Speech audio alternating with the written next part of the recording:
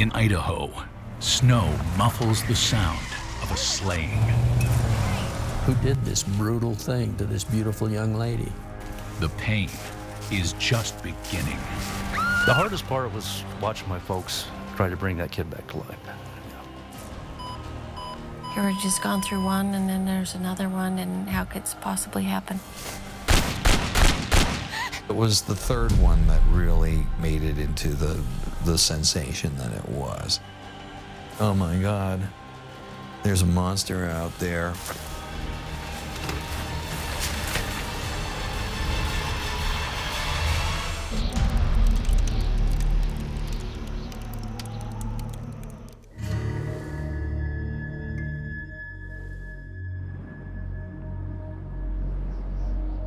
Icy rivers press the quiet town of Blackfoot, Idaho, against snow-covered mountains. A winter here can get really, really brutal. It's generally a miserable time of year with the roads covered with ice, the ground is covered with snow. You want to stay indoors as much as you can. In one of Blackfoot's convenience stores, 21-year-old newlywed Stacy Larson stays warm working the night shift.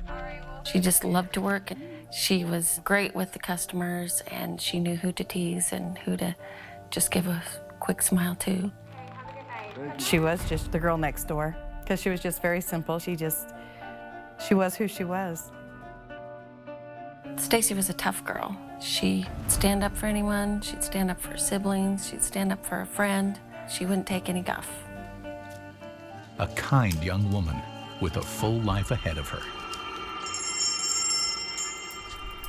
But one winter night, evil comes her way. February 28th, 1987, just after midnight, a group of Stacy's friends heads to the store. We decided, me and two of my friends, that we were going to rent some movies and hang out. And the pickup basically comes straight at me. Oh my God! Hey, watch out!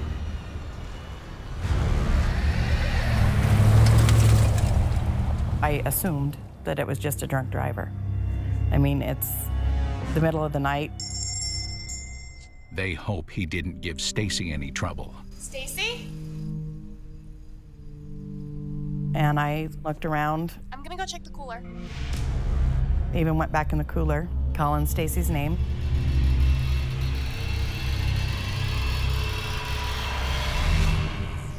I didn't see her back there. So she couldn't have gotten far. I could see her purse sitting there. This is weird. She wouldn't walk out on a shift, and she definitely wouldn't have left her stuff here. Stacy's nowhere inside. And then at that point is when we said we need to call the police.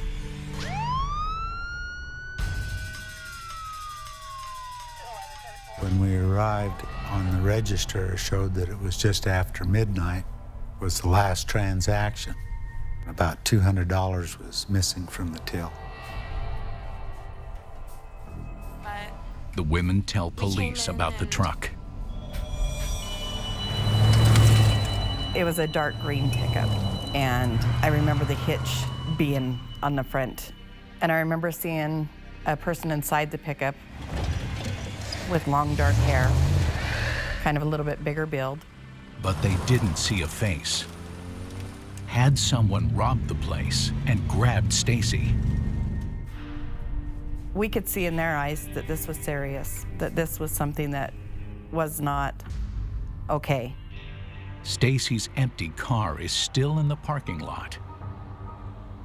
Police contact her husband. Officers went to her house, and her husband was shocked that his wife had disappeared. Every available officer searches in ever-widening circles from the mini-mart.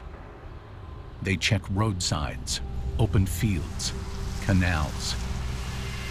No sign of Stacy or the mysterious truck. The community joins in. A local dentist happened to be close to the family, had gone looking for her that morning. He drove past 2 dumpsters. There, in the blood-soaked snow, Stacy.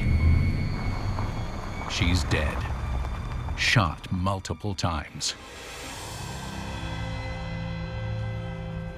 The sun was warming up, and the snow was melting, and the crime scene was disappearing. Detectives note truck tire tracks and 2 sets of footprints pressed into the snow.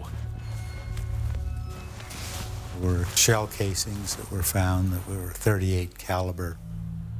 They're from a revolver, which doesn't eject casings.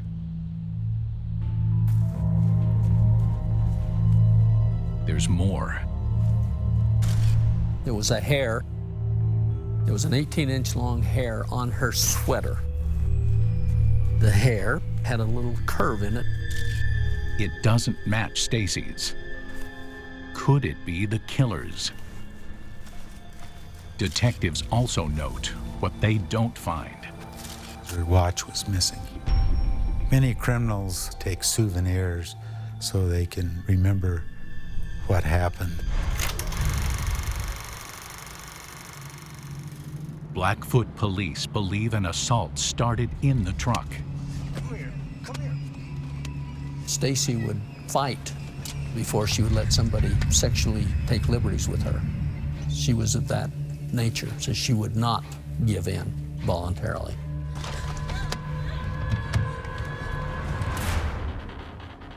It appears as she ran, her attacker missed with several shots until one hit her in the arm.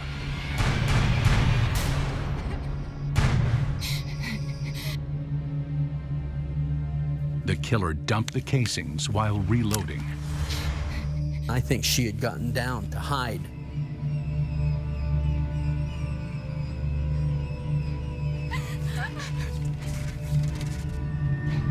I think that he went up and shot her from close range.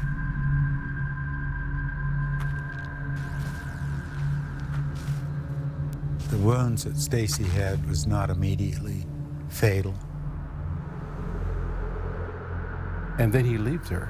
This is cold at night, of course, it's in the winter. The sadistic part of this was that he left her to die. I wonder what Stacy was thinking laying there. Why doesn't somebody come help? Knowing that there's nobody there.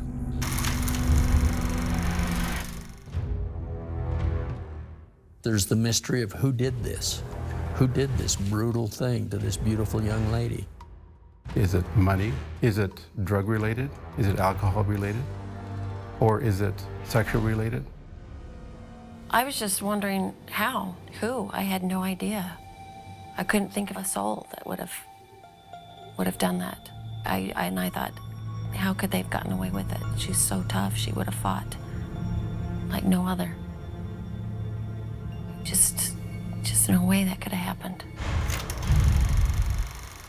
Detectives developed their first good suspect when another clerk at Stacy's store tells them about a frequent customer, Eric Whitney. How are you? Oh, pretty good now that I've seen you today. Well, that's good. We're glad to see you. He would go in, and she was friendly to him. And he was the kind of person that didn't communicate very well with women. Can I help you with anything? Yeah, actually, I was wondering if you'd like to go out with me sometime. Oh, I'm married. What your husband don't know won't hurt him. No, I'm sorry, no, that actually won't. He was a person that had a hot temper, that was physically capable of being violent. Police track him down. When we talked to him, he had scratches on his face, and they almost looked like fingernail scratches. We were looking at a victim that would have fought back. They ask Whitney if he has any theories about Stacy's murder. It's a tactic that sometimes gets ego-driven killers to give themselves up. And some of the things that he said was pretty close to what really happened. Had Whitney slipped in from the Idaho cold, grabbed an innocent young woman, and murdered her just because he could? That makes him very dangerous. That means he's killing just for the pleasure of killing. On the edge of Idaho's Snake River in the chilling winter air, Blackfoot police investigate the merciless slaying of 21-year-old store clerk Stacy Larson. Anytime you have a murder, it's brutal, and it's very upsetting. This is going to be something that's going to touch the lives of a lot of people. Suspect Eric Whitney has a history of a violent temper. But he claims he was at work that night. When detectives check his time card, they see it's true. He was there until long after Stacy was killed. Eric Whitney didn't do it. So, who did? Investigators have no witnesses, no leads on the truck. We were looking for a bad person. He's a very bad person. We always had the feeling that this person would probably do it again. 16 days later, and 30 miles north in Idaho Falls,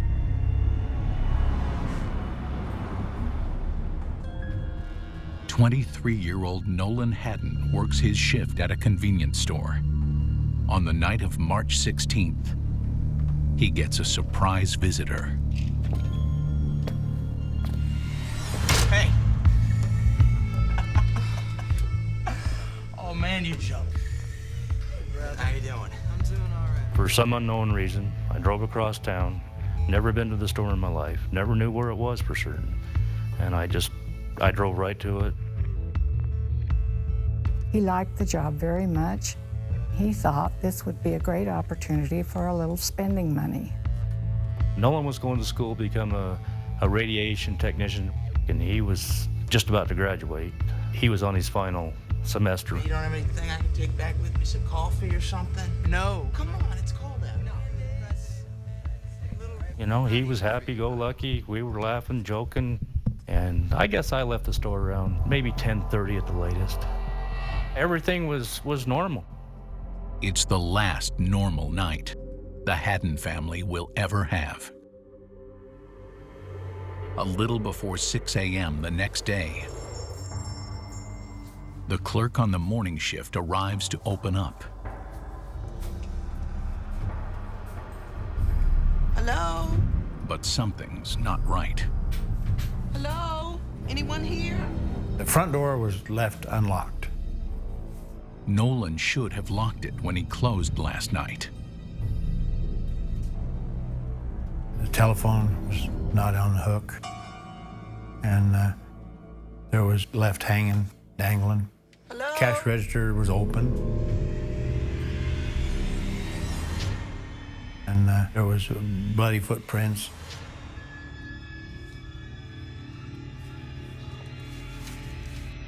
And so she called her boss from inside the store, and then he came over. It's Nolan in a pool of blood. He has a pulse. Hurry up, call 911. Hurry up. He was suffering from loss of blood and hypothermia. The owner tried to help with preventing more blood from being lost and called 911, did everything that he could trying to save Nolan. There was still some life there, and so they get him to the hospital as fast as they can. ER doctors see Nolan has been shot several times. While the doctors do their work, Idaho Falls detectives do theirs. I just began working my way from the outside in to find clues, and I lifted 149 fingerprints out of there. Not a lot for a busy store, but a challenging number to ID. They photographed the bloody prints, likely from boots. The owner had told us that missing was around $116 out of the cash register and numerous cigarettes and numerous lighters. That was about all they could determine that was taken at that time. Not taken. More than $1,900. The attacker shot him for the thrill of it. The money was still in the safe, and the safe was open, wasn't locked. In the cooler, there was 5 bullets shot in there. We were able to recover some of the slugs that missed the victim. They're .38 caliber. They were in pretty good shape, so we had a good look at bullets right off the bat, and it was a federal lead hull-based bullet. Nearby, curious clues. Partially burned paper bags and a lighter. There's no security camera, so investigators begin canvassing the area for witnesses. They also have to notify Nolan's family. We got a phone call very early in the morning that he had been shot, and he said, "This looks bad."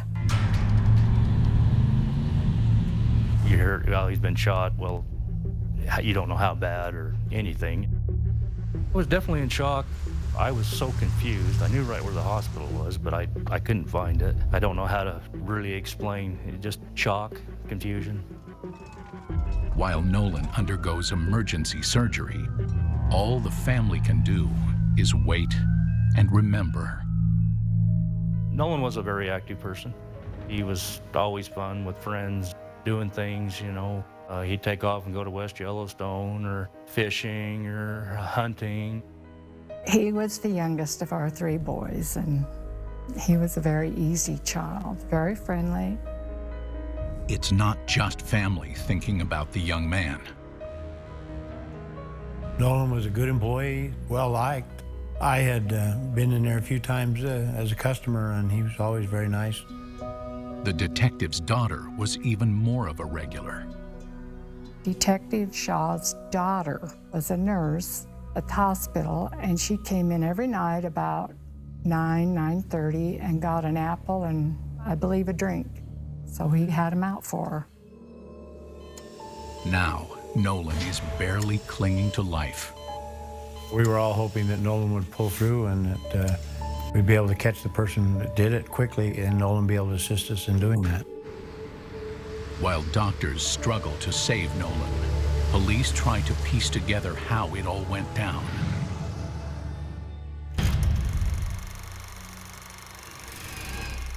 The cash register, each transaction has a time by it, and so we were able to go through the transactions.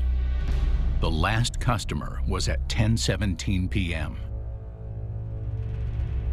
The shooter likely slipped in around the 11 o'clock closing time.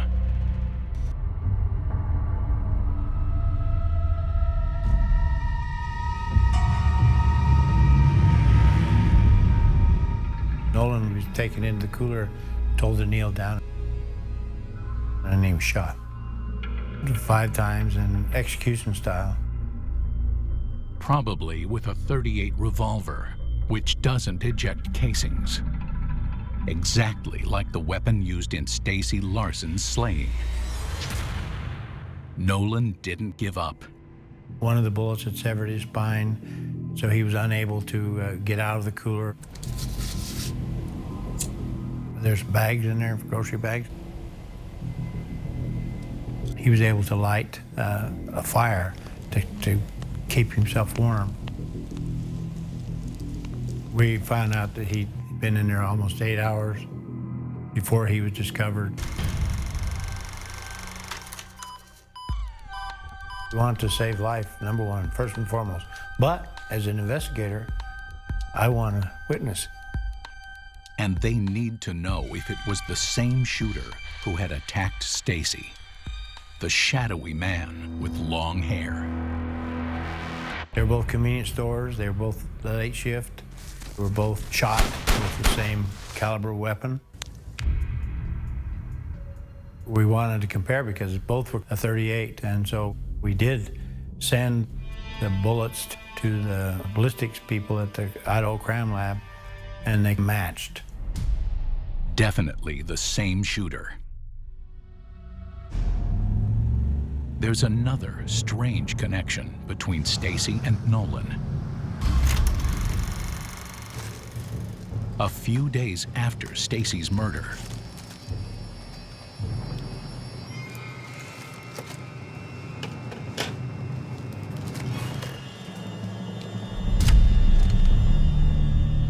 he had received a $5 bill that appeared to have blood on it. We had heard that Stacy had been abducted, and my husband warned Nolan about that. And Nolan said, "Oh, Dad, they just go for girls." Nolan wondered if it might be cash from Stacy's store. So he called the police, and the police up in Idaho Falls gave it to our officers. That bill was taken and examined, and it was determined it was probably bank dye that they use for bait money and bank robberies. A false lead and an eerie omen.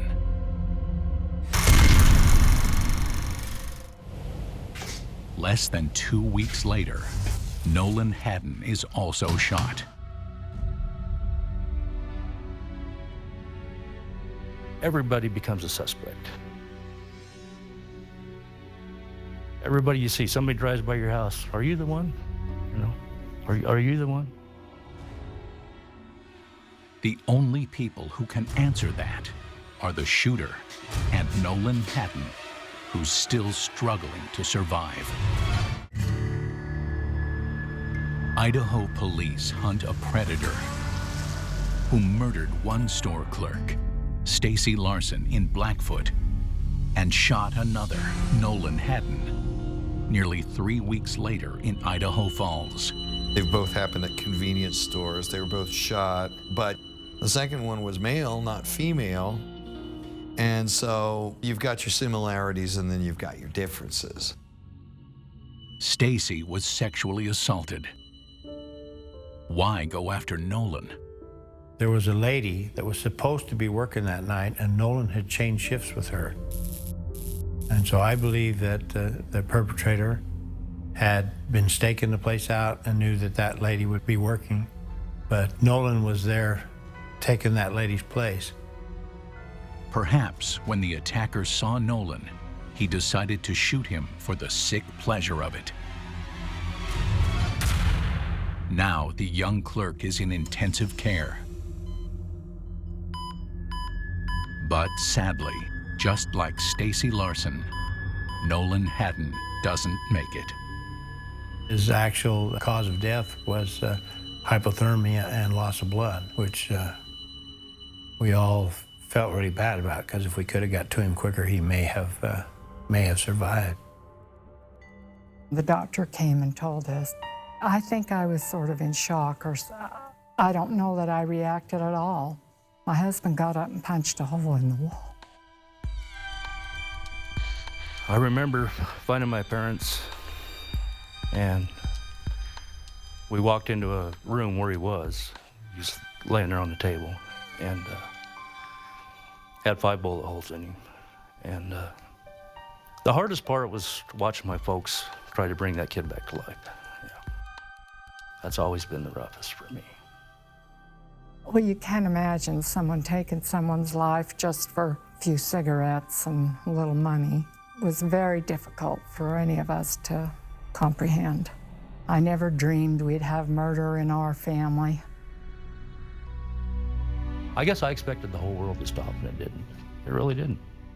Clay's one comfort, his unexpected visit to the store that night, gave him one last chance to see his brother alive and happy. They say things happen for a reason. I've learned in my life that is very true. It is very true. Hearing the whole story about Nolan was unbelievable. You were just gone through one, and then there's another one, and how could this possibly happen to people that I know? You know, you just wonder, Is it going to stop? Is there more? What's going to be next? Your imagination can run wild in a climate like that. Men were like, if anybody ever tries that with me, I'm gonna shoot that son of a bitch, But women are like, oh my God, there's a monster out there. I mean, you talk about worst case and worst nightmare scenarios. We knew, all the investigators there knew, we have a serial killer going here. It was just a time when the community had to face certain things about where it lived and the times we live in. Before these homicides, there were a lot of people who might have said, well, that sort of thing will never happen here. And after that, I don't think anybody was ever going to say that again. Investigators continue searching for the truck seen at Stacy's abduction. Imagine 10,000 vehicles in Idaho Falls trying to find a pickup that matches. There's hundreds of them, but you have to go through that.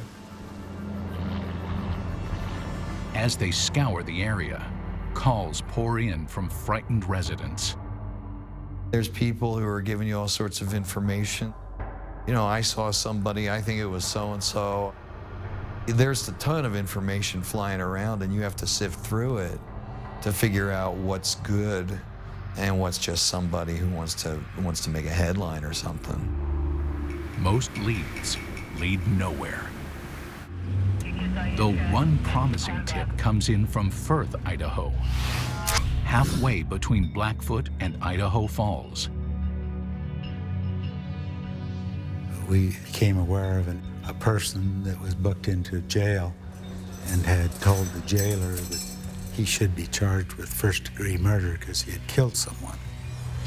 He knows several details of Stacy's murder police withheld from the public. He says he took her from the store, out into the woods, and shot her in the back with a .38. And so at that time, we thought we might have the person that had killed Stacy. Hoping to cement the case, techs collect hair samples and shoe prints to compare to the ones from the crime scene. None match. Under pressure, the man finally admits it was all a lie. He was angry at being arrested on what he thought were bum charges. So he falsely confessed, just to waste investigators' time. He recanted the story and had alibis so we could eliminate him as a suspect. More time lost, and none to spare. Everything stopped in our personal lives, and we were working on this case with nothing else in mind. In a town like this, something that sensational, something that terrifying, people are talking about nothing but this. It was the subject in the stores, in the churches, in the workplace. I was talking with a locksmith friend of mine, and he says he went from installing 1 or 2 locks on homes every week to 10 or 20. We all felt there's going to be another victim soon. We needed to resolve this thing quickly so that others can't be harmed. By that point, the police were getting really, really rattled about it, too. There's just this general dread that says, when's this going to happen again and to who?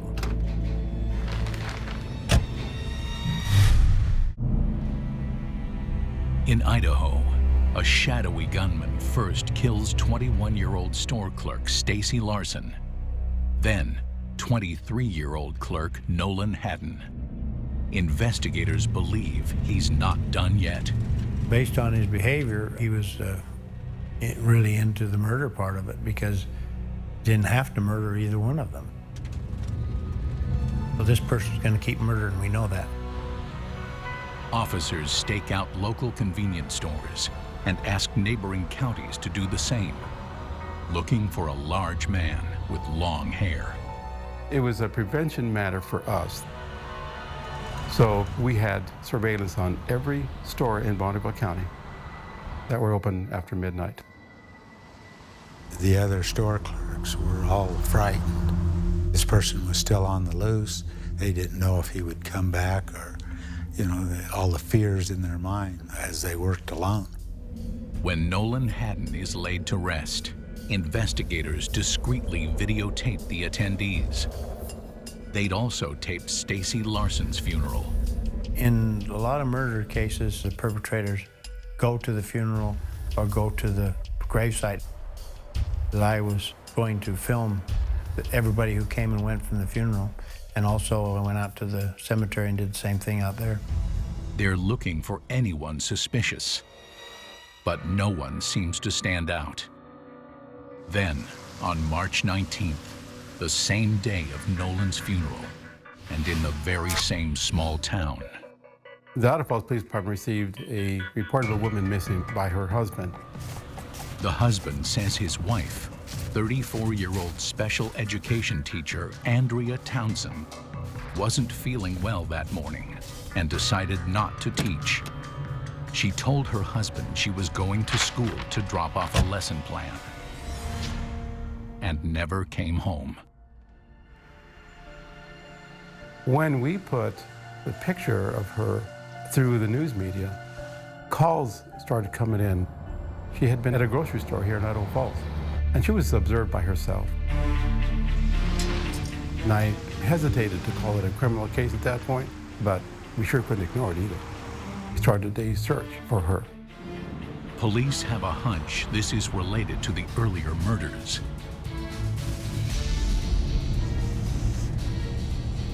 We could not ignore that she could have been kidnapped. That in itself is somewhat frightening because guess what? The killer may have changed his MO. Andrea does not work in a convenience store. She's a school teacher. Trying to throw us off by his behavior. That is what's frightening. But this time, they're not starting with a body. Andrea might still have a chance. Everybody knew something was up, and everybody knew there was a guy out there. But it was the third one that really made it into the sensation that it was. The dread became palpable then. Every minute was a critical moment. When somebody is abducted, the more time that goes by, the less likely it is that that person would be released unharmed. In less than 24 hours, police find the van, abandoned in Idaho Falls. So now we know this is a criminal matter because the victim is not in the van. When the vehicle was found, there was a major focus on it and on what they could find. There was long hair, long brown hair. Andrea has short hair. That is not her hair. They found her checkbook where she'd written checks and that she had gone through a couple of banks to get cash. The checks add up to $2 grand.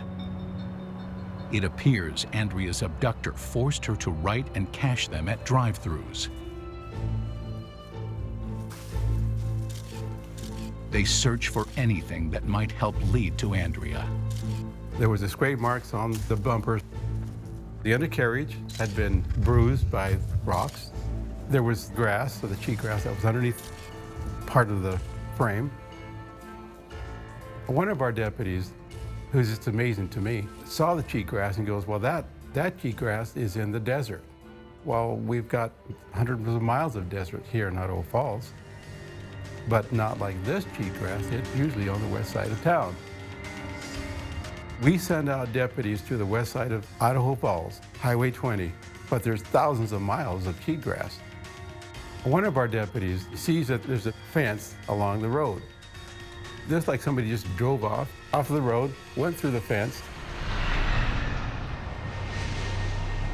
While we are searching 10 feet apart, they found a stack of papers from Andrea, papers that she corrected on her, from her students, just sitting there. At this point, then we knew that Andrea was somewhere in this area. We know Andrea is there. They hope they can save her from becoming murder victim number 3. It's an eerie feeling. We need to find her right now.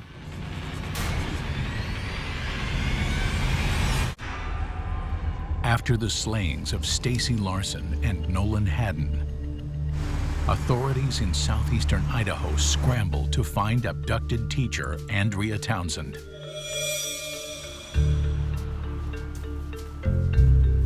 It's cold. And the sheriff said, let's stretch out and we're going to walk this field.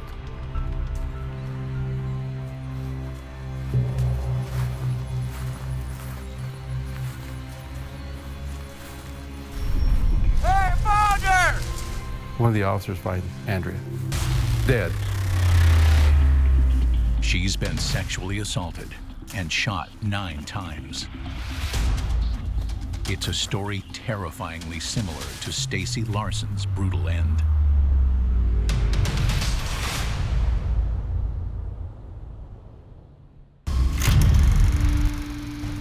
Like Stacy, it looks like Andrea tried to escape, but the killer fired from behind.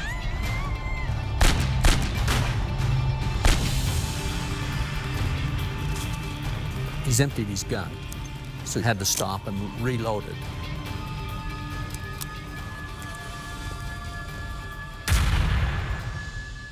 And that was the final shot.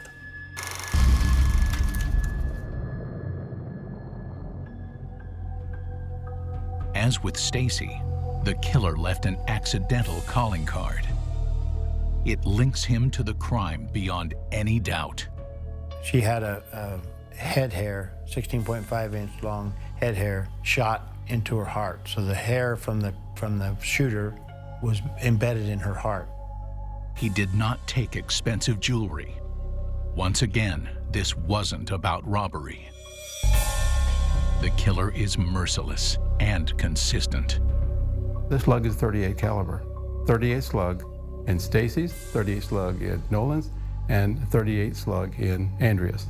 We have the same suspect. Officers canvass the area and find a witness with a crucial clue.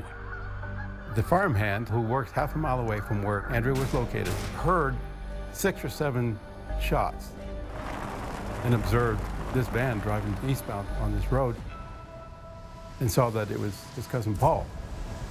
Investigators learn Paul Ezra Rhodes has a long criminal history involving drugs, robbery, and is a suspect in a bizarre, vulgar act committed on a lingerie shop mannequin during a store break-in. Police believe he performed a sex act on it, then shot it with a .38. In terms of profiling behavior, here we have a mannequin that's sexually abused. And I think that was the eerie part. Now he's going to actual human beings. This guy was obviously pretty twisted out of normal parameters of behavior, don't you think? Detectives race to Rhodes' home. He's not there. His mother says she thinks he stole her car. The thought is he's going to kill again and again until we stop him. So now we light up the media with his face, with a picture of him, Paul Ezra Rhodes, nationwide, and a massive manhunt is locating him. The media blitz works when a trucker thinks he spots the fugitive. He reports a huge man with long hair stumbling out of a car in Nevada. Rhodes may have fled from the snow, but not from justice. The driver of the truck, he says he dropped something as he was getting out of the car. I saw him drop something. I contacted the Nevada authorities and said, grab that car for me, hang on to everything, all the evidence inside of it, treat it like a murder scene, and let me know and we'll be down there. Nevada police respond. The door on the driver's side was still standing open, and laying there was a .38 revolver. That's our gun that killed all three. He was our guy. And here's the one thing that we can show killed all three victims. Well, that's a major break. Nevada police continue broadcasting Rhodes' picture. On March 25, 1987, they get the call. There's 3 or 4 casinos there. And one of them called the sheriff's department and said, hey, he's here. So it was like a mad rush. 2 uniformed officers and a state trooper went in there, got him and brought him out. He never even bothered to change his clothes. There was blood on him, blood on the boots, blood on his pants, blood on his shirt, human blood. His long hair matches the strands found with Andrea's and Stacy's bodies. He's carrying 2 packs of cigarettes and 5 lighters, the same brands as those stolen from Nolan Haddon's store. There's a wristwatch in the pocket. It looked like a girl's watch. And it was Stacy's. The watch was a trophy. He kept that from that victim because he was going to remember her from that watch. That's what they do. That's what these kind of killers do. Once he's booked, police note there are scratches all over his stomach. It was the ugliest tell thing that anyone had ever seen. That was scratch marks on Paul Ezra Rhodes' stomach. 6'4", 300 pounds, and he had scratch marks on his going up to down. And then a bizarre confession. Then when we got to the police station, and I told him about the murders, and I told him the ones we were at. I named them all. I named all 3 victims, and he said, "I did it." And then he put his head down and went to sleep. Like a true sociopath, with no conscience or remorse about the 3 horrific slayings. Multiple charges against Rhodes include rape, first-degree kidnapping, and first-degree murder. We have a bullet that was fired through the gun that was in his possession. We have a head hair that matches him. We have a footprint that matches the shoes he was wearing when he was arrested. We had the girls who saw the pickup, they could identify the pickup truck. But a guilty verdict is never a guarantee. Homicide cases are always tough because your best witness is dead. And not very many people kill people who commit premeditated murder, do it in front of the public. And so you have to put a case together based on circumstantial evidence nearly every time.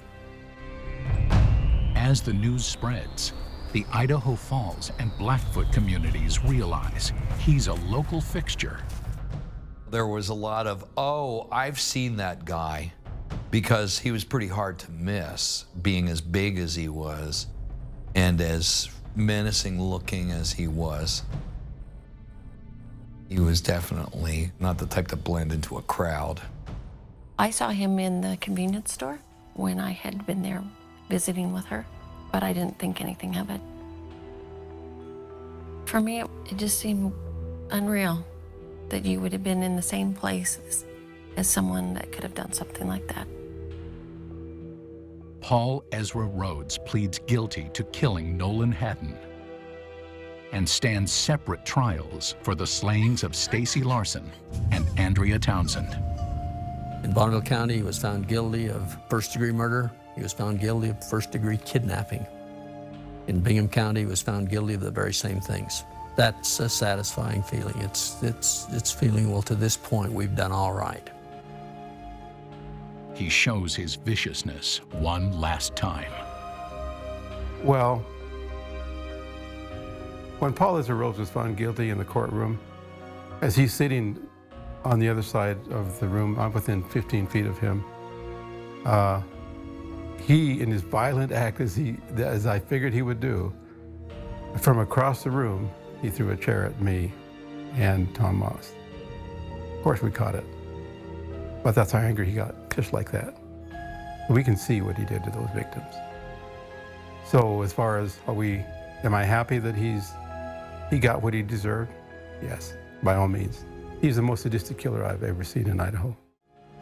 He's sentenced to life for the murder of Nolan Haddon and death for the murders of Stacy Larson and Andrea Townsend.